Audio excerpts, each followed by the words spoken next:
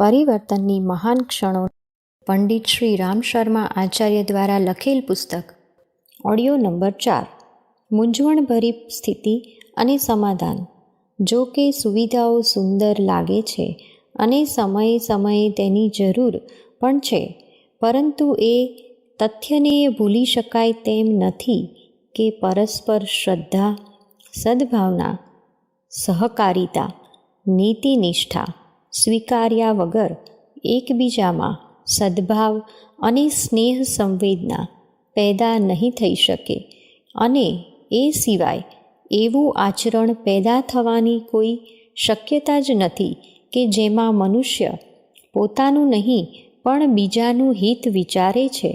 અનીતિના આધારે મળનારી તમામ સુવિધાઓને ન્યાયનો આશરો લેનાર સ્વીકારવા માટે ઘસીને ના પાડી દે છે. સર્વત્ર સુખ શાંતિ માટે આનાથી ઓછામાં કામ ચાલી શકતું નથી કે આથી વધારેની કોઈ પણ જરૂર પણ નથી. આ સંસાર, વિશ્વ બ્રહ્માંડ જડ અને ચેતનના મિશ્રણથી બનેલ છે. એમાં પ્રકૃતિ અને પ્રાણનો તાલમેલ બેઠેલો જણાય છે. જે સિદ્ધિઓ, ચેતનાઓ સુધાર કરવાથી પ્રાપ્ત થતી નથી, તે સર્વને ઋષિયુગમાં, સતયુગમાં ઘણા લાંબા સમય સુધી પારખવામાં આવતી અને તેની જાણકારી પ્રાપ્ત કરવામાં આવેલી હતી. એ જ વર્ચસ્વથી આ દેશનો ગૌરવવંતો ઇતિહાસ ઐતિહાસિક બન્યો અને પ્રખ્યાત રહ્યો છે. હવે 20મી સદીમાં મુખ્યત્વે ભૌતિકતાની સત્તાને જ મહત્ત્વ મળ્યું છે. આ સમય દરમિયાન 2 વિશ્વયુદ્ધ અને 100થી વધારે એવા ક્ષેત્રીય યુદ્ધો થઈ ચૂક્યા છે. આ બધું ભૌતિકવાદ લાલચથી ભરેલો છે કે જેને કારણે અપાર ધન અને જનની હાનિ થઈ છે. વળી ચિંતન, ચરિત્ર અને વ્યવહાર પણ લથડી ગયેલ છે. પ્રગતિ યુગના આગળના પગલાં કેટલા ભયંકર બની શકે છે, એની કલ્પના માત્રથી હૃદય ધ્રુજી ઉઠે છે. નવેસરથી મજબૂરીપૂર્વક વિચારવાનું જરૂરી બની ગયું છે કે ભૌતિક માન્યતાઓને આધારે શું સંસારને આ જ ગતિથી ચલાવવો છે કે પછી ભૂતકાળમાં અપનાવેલ એ સિદ્ધાંતોને ફરીથી સ્વીકારવા છે કે જેને આધારે મનુષ્યમાં દેવત્વ અને ધરતી પર સ્વર્ગ જેવું વાતાવરણ બની રહે. આ મૂંઝવણમાં સામે નવી મુશ્કેલી એ ઊભી છે કે પ્રાચીન સાક્ષીને ધ્યાનમાં રાખીને જો જીવનચર્યા અને લોકવ્યવહારને અધ્યાત્મ તત્વજ્ઞાનના સ્તરે રચવાની વાત વિચારવામાં આવે તો અહીં પણ એક મોટી મુશ્કેલી ઊભી થાય છે. જાણીતા આધ્યાત્મ સિદ્ધાંતો અને રિવાજોમાં પણ વિકૃતિઓની એટલી બધી વધારે અનિચ્છનીયતા પેસી ગઈ છે કે કસોટી ઉપર કસતા જ સર્વે ખોટા રૂપિયાની જેમ અપ્રામાણિક સિદ્ધ થઈ જાય છે. લાખો સંત, સાધુ, ભજનીકો, કર્મકાંડો અને પૂજારીઓ જે સ્થિતિમાં રહે છે એમના સ્તરને અંદર બહાર જણાઈ જ આવે છે કે એ ક્ષેત્રોમાંય મુશ્કેલીઓ સિવાય કશું બચ્યું નથી.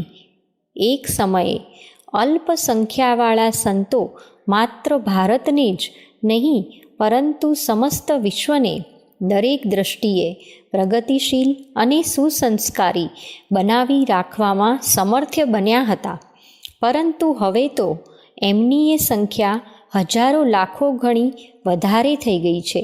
છતાંય વિશ્વ કલ્યાણની ભારત ભૂમિનું ગૌરવ જાળવી રાખવાની વાત તો દૂર રહી, પણ પોતાના વ્યક્તિત્વને જ એટલું હલકું બનાવી દીધું છે કે તેને પરિણામે સહેજ પણ વિશ્વાસ બેસતો નથી કે એ પ્રયોજનમાં પણ કોઈ શ્રેષ્ઠતા અને વિશિષ્ટતા બાકી રહી ગઈ છે. થોડા સમય પહેલાં ગાંધી અને બુદ્ધ જેવી કેટલીક પ્રતિભાઓ પેદા થઈ હતી કે જેઓ પોતાના વ્યક્તિત્વ અને કાર્યથી વિશ્વભરમાં આસ્થા, ઉત્સાહ અને ઉલ્લાસની એક નવી લહેર ઉત્પન્ન કરી શકવામાં સમર્થ બનેલ હતા. પરંતુ હવે તો તેમની ગણતરી આશ્ચર્યજનક ગતિથી વધવા છતાંય વાતાવરણને બદલાવાનું તો દૂર, પોતે પોતાને જ પ્રમાણિક અને પ્રતિભાવાન બનાવી શકવાનું રહસ્ય શું છે એ શોધવાની વાત સામે આવતા જ ભૂતકાળની સાક્ષી અને વર્તમાનની દૂરદર્શિતાવાળી વિવેચના બતાવે છે કે જનકલ્યાણ અધ્યાત્મ પર જ અવલંબિત રહી શકે છે.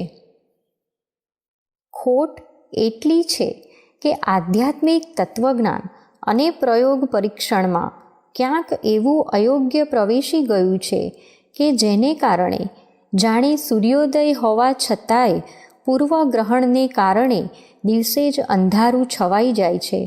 અયોગ્ય પ્રયોગથી તો વિશિષ્ટતા પણ કનિષ્ઠતામાં પલટાઈ જાય છે. જેવી રીતે આદર્શોના અનુશાસનનો અસ્વીકાર કરવાથી ભૌતિક વિજ્ઞાનની ઉપયોગિતા અને યથાર્થતા વિનાશકારી પરિણામો ઉત્પન્ન કરે છે, કદાચ આધ્યાત્મે પણ એવી જ અવળવાણી સ્વીકારી છે અને અસલીની જગ્યાએ નકલીના બેસવાથી એની પ્રમાણિકતા અને ઉપયોગિતા સંકટમાં પડી ગઈ છે. લેખકનો જાત અનુભવ. સત્ય અને તથ્યને કેવી રીતે જાણી કે ઓળખી શકાય, એને માટે ભૌતિક ક્ષેત્રને આદર્શો સાથે જોડવાથી શું પરિણામ આવશે, એની તપાસનું કામ બીજાને સોંપી આ પંક્તિઓના લેખકે પોતાની રુચિ, જાણકારી અને સમજ મુજબ એને જ વધુ યોગ્ય ગણ્યું કે તેઓ પોતાનું અલ્પ જીવન અને થોડા સમય સાધનોનો ઉપયોગ આ વિશેષ પ્રયોજન માટે કરે કે જો શરીર કરતાં પ્રાણ શ્રેષ્ઠ છે, તો પછી ભૌતિક સંપત્તિની સરખામણીમાં પ્રાણ ચેતનાને શ્રેષ્ઠતાનું ગૌરવ પ્રાપ્ત કેમ ના થાય? ભવિષ્યમાં સતયુગના પુનરાગમન માટે નવેસરથી નવા પ્રયત્નો કેમ ન થાય? શોધખોળ માટે પ્રયોગશાળા, સાધનો અને વસ્તુઓ જોઈએ, પણ આ બધું પોતાના શરીરમાં જ મેળવી લઈને જોવું જોઈએ અને તપાસવું જોઈએ કે અણિશુદ્ધ સંસાર માટે ઉપયોગી થઈ શકે છે કે કેમ. પોતાની ઈચ્છિત શોધખોળ માટે ભૌતિક વિજ્ઞાનીઓ પૈકી અનેકે પોતાનું સંપૂર્ણ જીવન લગભગ હોમી દીધું અને લક્ષ્ય સુધી પહોંચવામાં જરાય ઉતાવળા ન થયા. તો સુધારાત્મક આધ્યાત્મનું સ્વરૂપ શોધવા અને પરિણામોની તપાસ કરવા માટે એક વ્યક્તિની પૂરી જિંદગી કદાચ હોમાઈ પણ જાય તોય એ તેનો ખોટનો સોદો નહીં ગણાય. આ પંક્તિઓના લેખકની જિંદગીના 80 વર્ષ પૂરા થયા. એમણે એ પ્રાચીન આધ્યાત્મને શોધી કાઢવા પોતાના ચિંતન, સમય, મહેનત અને પુરુષાર્થને માત્ર એક જ કેન્દ્ર પર કેન્દ્રિત કરેલ છે કે જો પુરાતન કાળનું સતયુગી આધ્યાત્મ સાચું છે, જો ઋષિઓની સિદ્ધિઓ સત્ય છે, તો તેનું વાસ્તવિક સ્વરૂપ શું રહ્યું હશે અને એના પ્રયોગથી રિદ્ધિ સિદ્ધિ જેવા પરિણામો હસ્તગત કરી શકવાનું કેવી રીતે સંભવિત બન્યું હશે. ધારણા હતી કે ક્યાંય કોઈ ખોટી આવવાથી સનાતન સત્યને જુઠ્ઠું પાડવાનો કોઈ અનર્થ માર્ગમાં અવરોધરૂપ બન્યો ન હોય. અધ્યયન, અનુભવ, પ્રયોગ અને નિષ્ણાંતો સાથેની પૂછપરછથી જાણવા મળેલ છે કે આત્મિકીનો પ્રથમ પક્ષ છે, સાધકનું સુધરેલ વ્યક્તિત્વ અને બીજો પક્ષ છે. સાધના, ઉપાસના કક્ષાનો ઉપક્રમ જીવન સાધનાને, આરોગ્ય અને કર્મકાંડને લગતા ઉપચારોને શૃંગાર સ્તરના કહી શકાય છે. પરંતુ હાલ કોઈક ભૂલભુલામણીએ લોકોને કંઈક એવા બનાવી દીધા છે કે જીવન સાધનાની કોઈ વિશેષ આવશ્યકતા છે જ નહીં. જે મહત્તાનું શાસ્ત્રકારોએ પોતાના અનુભવમાં અને આપ્તજનોએ પોતાના જીવનમાં આચરીને વસ્તુસ્થિતિની યથાર્થતાનું સંપૂર્ણપણે રહસ્યોદ્ઘાટન કર્યું છે, તેને શું ફક્ત પૂજા કેન્દ્રી કર્મકાંડની મદદથી મેળવી શકાય છે? સમસ્ત વિશ્વનું, ખાસ કરીને માનવ સમુદાયના ભાગ્ય અને ભવિષ્યના સારા નરસાનું નિર્ધારણ કરવાવાળા આ પ્રસંગ પર અત્યંત ઊંડાણપૂર્વક શોધ કરવા માટેની આકુળ વ્યાકુળ ઉત્કંઠાથી દ્રવિત થઈને કંઈક દિવ્ય માર્ગદર્શકે સંકેત કર્યો કે આ તથ્યને શરૂઆતથી જ સમજી લેવું જોઈએ. આધ્યાત્મને અંકુરિત, પલ્લવિત અને સુવાસિત થવા માટે એ ખૂબ જ જરૂરી છે કે એ પ્રયોજનમાં પ્રવેશ કરનારનું વ્યક્તિત્વ શ્રેષ્ઠતાથી સુસંપન્ન હોય. એ પછી જ ઉપાસના જેવા કર્મકાંડોની થોડી ઉપયોગી પ્રતિક્રિયા પ્રાપ્ત થાય છે. જો મનોભૂમિ અને જીવનચર્યા ગંદકીથી ભરેલી હોય તો સમજવું જોઈએ કે મંત્રની, પૂજા ઉપચારની તમામ ક્રિયાઓ ઘણું કરીને નકામી સાબિત થશે. શ્રમ, સમય તેમજ સાધના સામગ્રી નિરર્થક ગુમાવ્યા સિવાય હાથમાં કશું જ આવશે નહીં. અધ્યાત્મ દિવ્ય શક્તિનું આધારભૂત વિપુલ ઝરણું છે. વિજ્ઞાન તો ઠાઠમાઠનું પ્રદર્શન કરે છે. એમાં આકર્ષણ અને લાલચ દ્વારા બાળબુદ્ધિને પટાવવા માટેના રમકડા જેવી ચમક દમક સિવાય કશું છે જ નહીં. આ ઈશારાથી માર્ગદર્શન મળ્યું, વિશ્વાસ થયો, છતાં ભ્રમણાની ઝાડ જંજાળમાંથી બહાર નીકળવા માટે એને આવશ્યક ગણ્યું કે શા માટે પોતાના જ શરીરની પ્રયોગશાળામાં તથ્યનું નિરીક્ષણ અને પરીક્ષણ કરીને જોવામાં ન આવે. એમાં નુકસાન પણ શું છે? પોતાનો પ્રયોગ સાચો નીવડે તો તેનાથી શ્રદ્ધા, વિશ્વાસમાં વધારો જ થાય છે. જો કદાચ મિથ્યા સાબિત થાય તો માત્ર એટલું જ નુકસાન થાય છે કે એવા પ્રકારના અસંખ્ય લોકોમાં એકનો વધારો થયો કે જેઓ અધકચરી અને શંકાશીલ સ્થિતિમાં જીવી રહ્યા છે અને પછી તો વિશ્વાસ તથા સાહસપૂર્વક પોતાની માન્યતા બનાવવાનું અથવા બીજાઓને સાહસપૂર્વક કંઈક કહેવાની સ્થિતિ તો પૂરી થઈ જશે. મંત્ર વિજ્ઞાનની બાબતમાં જે કંઈ વાંચ્યું, સાંભળ્યું અને કર્યું એ આધારે શરૂઆતના દિવસોમાં જ એટલો વિશ્વાસ જામી ગયો હતો કે આદ્યશક્તિના નામથી ઓળખાતી ગાયત્રીની શ્રેષ્ઠતા અને વરિષ્ઠતા શંકાવિહીન છે. સંચિત સંસ્કાર અને સંબંધિત વાતાવરણ પણ એને પોષતું રહ્યું. ઉપાસના ક્રમ સરળ અને ઉત્સાહવર્ધક પણ રહ્યો. જે ગાડી ચાલે તે એના પાટા ઉપર આગળ ને આગળ ધપતી રહી. ત્યારથી માંડીને આજ સુધી એણે આરામ લીધો નથી કે કોઈ અવરોધ આડે આવ્યો નથી. 80 વર્ષની ઉંમર થવા છતાંય એ માન્યતા, ભાવના, શ્રદ્ધા આગળ ને આગળ જ વધતી રહી છે.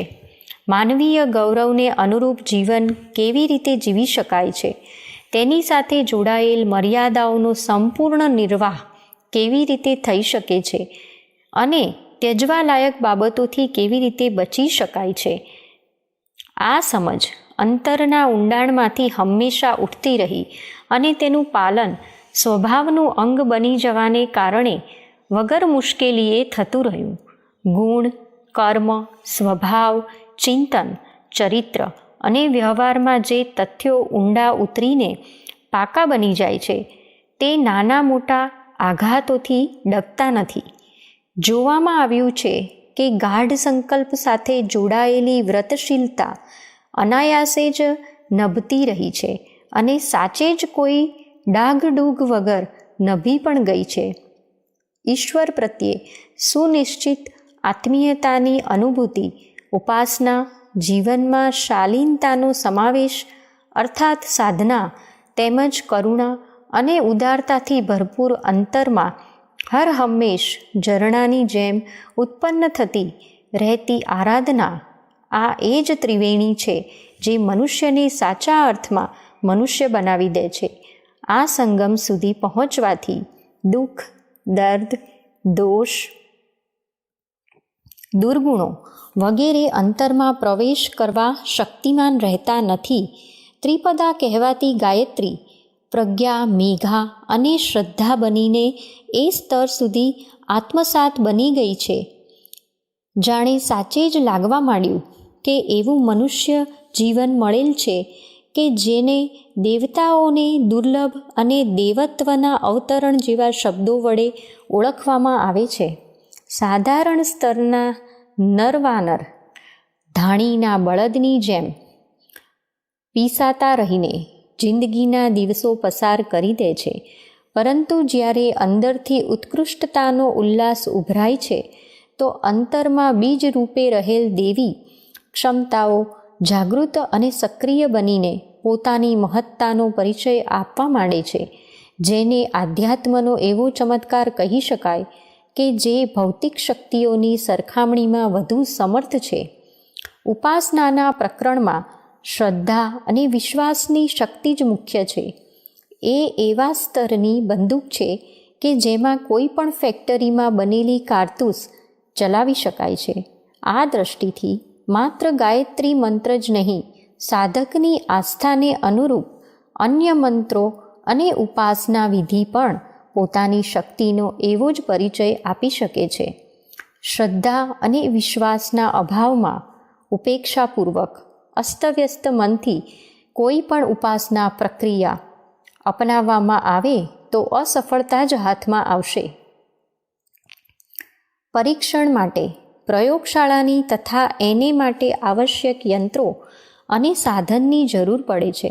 આ સંદર્ભમાં ઇચ્છનીય અને સારું તો એ છે કે માનવ શરીરમાં વિદ્યમાન ચેતના જ એ બધી આવશ્યકતાની પૂર્તિ કરી દે છે. જે અત્યંત સશક્ત પ્રયોગ પરીક્ષણ માટે ભૌતિક વિજ્ઞાનીઓને માટે કિંમતી યંત્ર અને ઉપકરણોથી સુસજ્જિત પ્રયોગશાળા પ્રાપ્ત થયા પછી જ શક્ય બને છે. હાલ વિજ્ઞાનની સાબિતીઓ ગાઢ રીતે જનજનની માન્યતાઓને પોતાના પ્રભાવ ક્ષેત્રમાં લઈ ચૂકી છે.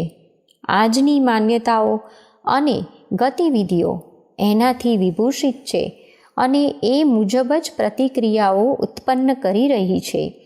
આધ્યાત્મનું સ્વરૂપ મુશ્કેલીજનક સ્તરનું બનીને રહી ગયું છે. પરિણામે ન તો તેનો કોઈ સાધનાર પર પ્રભાવ પડે છે કે ન તેનાથી વાતાવરણને ઉચ્ચ સ્તરીય બનાવવામાં કોઈ મદદ મળે છે. આવા દુર્ગતિના દિવસોમાં એ યોગ્ય જણાયું છે કે જો વિજ્ઞાનના પ્રત્યક્ષવાદનો અને યથાર્થતાનો જે રીતે અનુભવ કરી લેવામાં આવેલ છે એ જ રીતે આધ્યાત્મને પણ જો સશક્ત અને પ્રત્યક્ષ ફળ આપનાર માનવનો સુયોગ બની શકે તો સમજવું જોઈએ કે સોનામાં સુગંધનો સુયોગ બની ગયો. વિજ્ઞાન, શરીર અને આધ્યાત્મની પ્રાણચેતના મળીને કામ કરી શકે તો સમજવું જોઈએ કે બધું જ જીવંત બની ગયું. એક પ્રાણવાન દુનિયા તમામ શક્તિઓ સાથે નવેસરથી નવા કલેવરમાં પેદા થઈ ગઈ. ન તો વિજ્ઞાન ઝઘડા કરનારું રહ્યું કે ન તો આધ્યાત્મ સાથે જોડાઈ ગયેલી કુરૂપતા માટે કોઈ શક્તિ બચી શકી છે.